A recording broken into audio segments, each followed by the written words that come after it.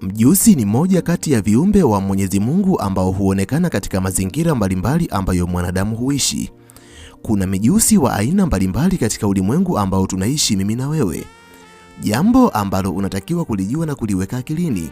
Mara nyingi, uwepo wa mijusi katika maeneo mbalimbali ambayo mwanadamu anaishi huwa unaashiria ishara mbalimbali za kiroho. Moja kati ya maeneo ambayo mjusi akionekana anakuwa anaashiria ujumbe fulani wa kiroho ni kwenye ndoto, kwa sababu ndoto ni moja kati ya mlango wa kiroho ambao Mwenyezi Mungu hutumia kuwasiliana na mwanadamu. Basi utakapomuona mjusi kupitia ndoto, huwa kuna ujumbe fulani ambao Mwenyezi Mungu anakupa. Katika video hii nitakwenda kukuambia utakapolala ukaota unakimbizwa na mjusi, je, ndoto hiyo ina tafsiri gani katika maisha yako ya kawaida?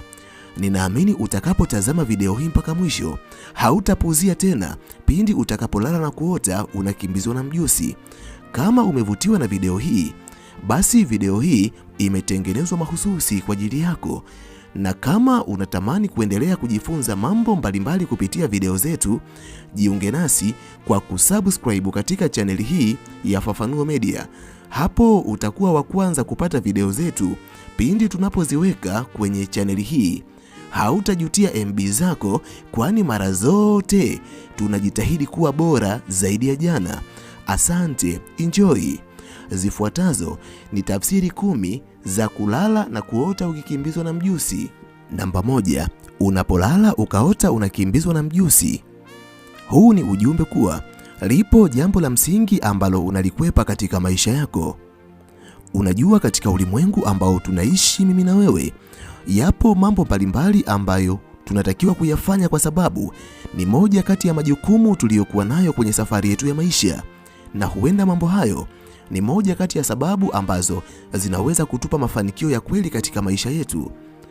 Tafsiri mbalimbali zimekuwa zikieleza kuwa endapo wewe ni mwanadamu ambaye unalikwepa jukumu lako ambalo ni la msingi sana kwenye maisha yako, utakapolala mara nyingi utaanza kuota ukikimbizwa na mjusi, na mara nyingi ndoto hii itakuwa inajirudia mara kwa mara. Kila unapolala utaota unakimbizwa na mjusi. Endapo utaona ishara kama hiyo, unakumbushwa kuwa jambo ambalo unajaribu kulikwepa ni jukumu lako. Ni vema ukalitekeleza kwa sababu ni jambo ambalo kwa namna moja au nyingine huenda likabadili maisha yako. Namba 2, unapewa ujumbe kuwa wewe ni mwanadamu ambaye umetawaliwa na hofu na wasiwasi katika maisha yako.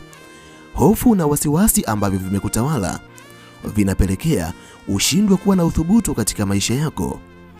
Unajua, moja kati ya milango ambayo shetani huitumia kumtawala mwanadamu ni hofu na wasiwasi.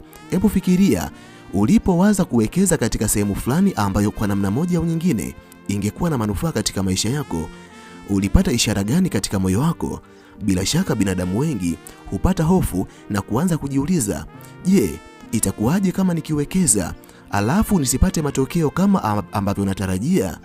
Watu wengi hujikuta wakiahirisha kuwekeza kwa sababu tu wametawaliwa na hofu.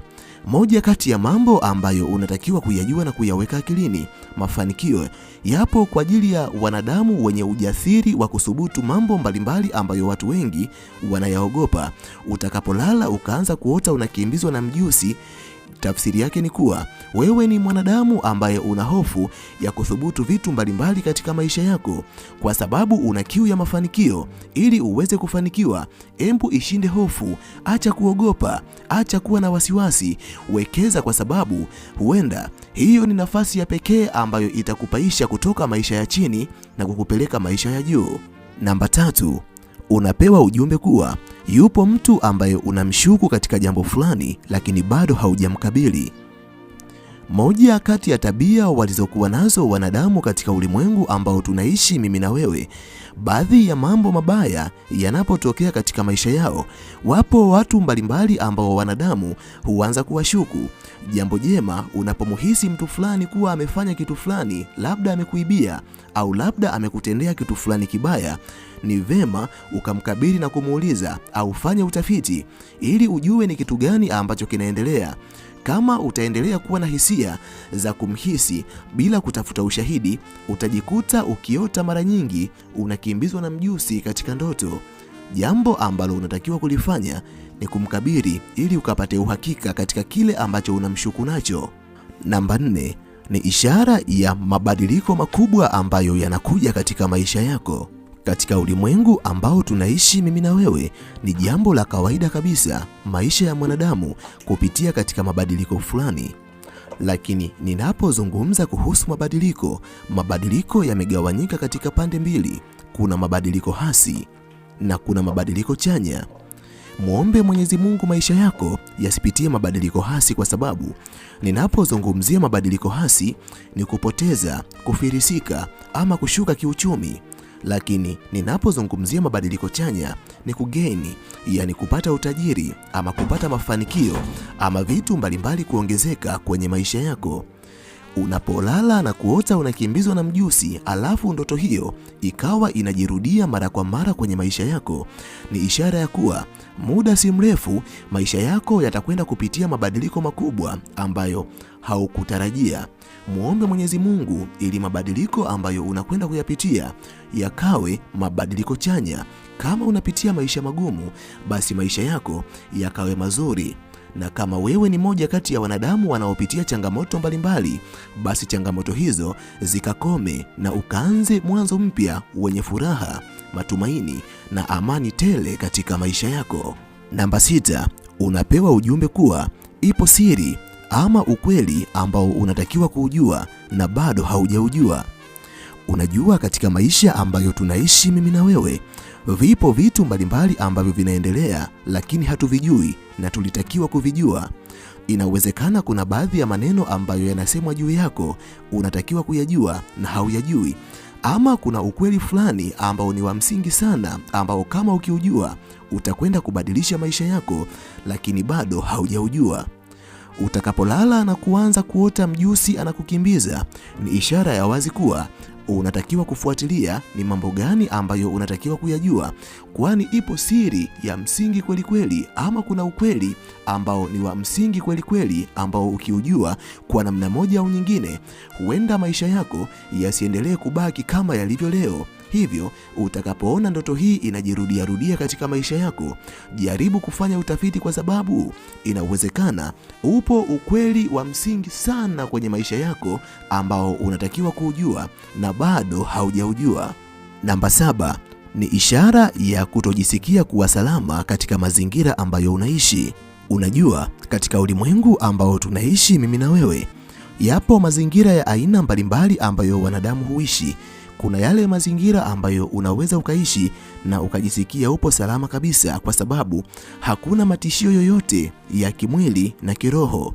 Lakini kuna mazingira ambayo unaweza ukaishi, mazingira hayo yakawa hayana usalama wa 100% katika ulimwengu wa kiroho na ulimwengu wa kimwili. Utakapokuwa unaishi kwenye mazingira ambayo unahisi kuna hatari, huo ni wakati ambao utaanza kuona mjusi akikukimbiza katika ndoto, na mara nyingi ndoto hiyo inakuwa inajirudia mara kwa mara kwenye maisha yako. Namba 8 ni ishara ya kuwa na tabia mbaya ambayo unatakiwa kuiacha.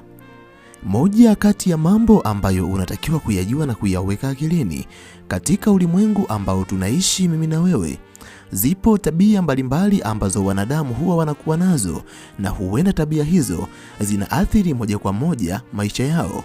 Inawezekana baadhi ya wanadamu wanashindwa kutimiza malengo yao kwa sababu ya tabia mbaya walizokuwa nazo. Ukiona unapolala unamuota mjusi ambaye anakukimbiza, unatakiwa kutathmini ikiwa kuna tabia ambazo unazifanya na zinaathiri maisha yako moja kwa moja. Kama ni hivyo, unatakiwa kuacha tabia hiyo haraka sana, na utaona maisha yako yanarudi kuwa katika njia sahihi ambayo itakupeleka kwenye mafanikio ya kweli. Namba 9, unapewa tahadhari ya kuwa makini katika maamuzi ambayo unataka kuyafanya. Maamuzi ni daraja muhimu linaloweza kumvusha mwanadamu kutoka level fulani ya maisha na kumpeleka katika level nyingine ya maisha. Inawezekana likakuvusha kutoka level ya chini ya maisha na kukupeleka katika level ya juu ya maisha, lakini wakati mwingine linaweza kukurudisha nyuma kutoka level ya juu ya maisha ukarudi katika level ya chini ya maisha. Maamuzi ambayo unayafanya yanapokuwa sahihi yatakuwa na manufaa bora katika maisha yako, lakini ikiwa maamuzi ambayo unayafanya kwenye maisha yako si maamuzi sahihi, kwa hakika yanaweza kusababisha anguko kwenye maisha yako. Ikiwa upo katika hatua ya kufanya maamuzi kuhusiana na jambo fulani, alafu kila unapolala ukaanza kuota unakimbizwa na mjusi, hapo unakumbushwa kuwa rejea katika maamuzi ambayo unayafanya. Angalia, je, ni maamuzi sahihi? Ni wakati ambao unatakiwa kuwa makini katika kiwango cha hali ya juu kabla ya kufanya maamuzi ambayo yanaweza kuharibu kabisa maisha yako. Namba 10 ni ishara ya migogoro au vikwazo ambavyo vinahitaji uvumilivu. Maisha ya mwanadamu yana mapito mbalimbali. Kuna wakati ambao mwanadamu hulazimika kupita katika vikwazo ili akafikia malengo ambayo anatamani kuyafikia kwenye maisha yake. Unapolala ukaanza kuota mjusi anakukimbiza kila wakati, huo ni ujumbe wa kiroho wa kuwa inawezekana ukaenda kupitia vikwazo mbalimbali, lakini jambo ambalo unatakiwa kulifanya ni kuwa mvumilivu, kwa sababu kama utakuwa mvumilivu, amini usiamini, vikwazo hivyo, migogoro au maumivu ambayo utakwenda kupitia yatadumu kwa muda mfupi tu katika maisha yako na kila kitu kitakwenda kuwa sawa. Yapo mengi ya kuzungumza, lakini kwa sababu ya usalama wa MB zako sina budi kuishia hapa. Ninahitimisha nikiamini lipo jambo kubwa ambalo umejifunza kupitia video hii. Tukutane tena katika video ijayo. Asante, bye.